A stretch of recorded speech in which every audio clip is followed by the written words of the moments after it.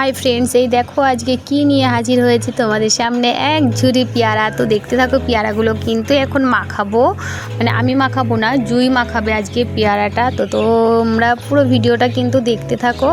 আর দেখো আমরা আজকে কেমন করে নতুন রকমভাবে আজকে পেয়ারাটা মাখা খাবো। তো তোমরা সবাই কিন্তু ভিডিও প্রথম থেকে লাস্ট পর্যন্ত দেখতে থাকো আর চ্যানেলটিকে সাবস্ক্রাইব করো যারা এখনও করোনি।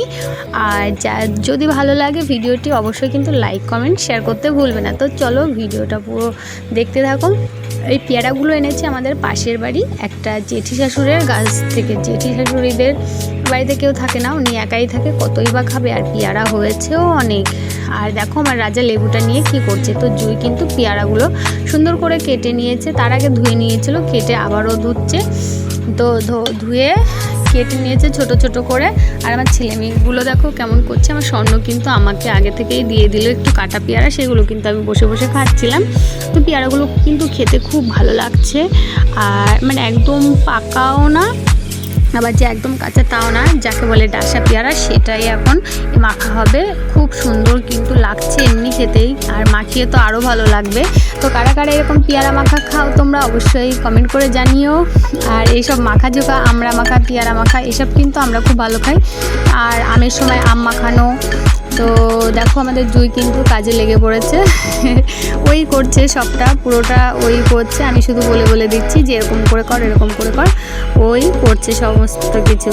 তো দেখো লেবুটা পাশের বাড়ি। আজকে সব কিছু বলতে পেয়ারাও জেঠিদের বাড়ি, আর এই লেবুটাও কাকিদের বাড়ি। আর এইটা হচ্ছে বিট নুন দিয়ে মাখা হবে আজকে। আর ওই লেবুর রস দেবো। আর এই দেখো কাঁচা লঙ্কা দুটো, তো বেশি দেবো না, নাহলে বাচ্চারা খেতে পারবে না। তো দুটো কি তিনটে দেবো কাঁচা লঙ্কা, তার বেশি আর নয়, যা হবে এতে। তো দেখো কিন্তু প্রায় হয়ে গেছে। এ কটা দেবো না, গামলায় যে কটা কাটা রয়েছে ও কটাই দেবো, কারণ এত পেয়ারা খেয়ে মানে এত পেয়ারা না খাওয়া যাবে না। অন্য কিছু হলে হয়তো খাওয়া যেত, কিন্তু এত খেয়েও উঠতে পারবো না, সেজন্য অল্প করেই দিচ্ছি। তো দেখো পেয়ারা মাখা হয়ে গেছে, জুই কিন্তু মাখিয়ে ফেলেছে। আর খেতে কিন্তু খুব ভালো লাগছে, একটু খেয়ে দেখলাম, খুব ভালো হয়েছে মাখানোটা। আসলে অনেকদিন মাখানো যখন খাই না, তো সেই জন্য খুব ভালো লাগছে।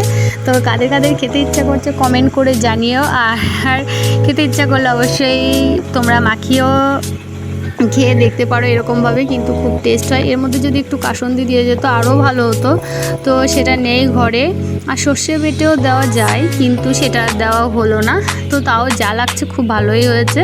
তো এখন আমরা বসে বসে খাবো। এতখানি পেয়ারা মাখা খেতে তো অনেকটাই টাইম লাগবে, তাড়াতাড়ি খেয়ে ওঠা যাবে না, কারণ পেয়ারা যেহেতু অনেক বিচি থাকে পেয়ারা, সেজন্য তাড়াতাড়ি খেতে চাইলেও কিন্তু তাড়াতাড়ি খাওয়া যাবে না। আর তোমরা পেয়ারাগুলো এরকম করে মানে একদম ফিনিশিং করবে না, একটু গোটা গোটা রাখবে, তাহলে কিন্তু খেতে খুব ভালো লাগবে।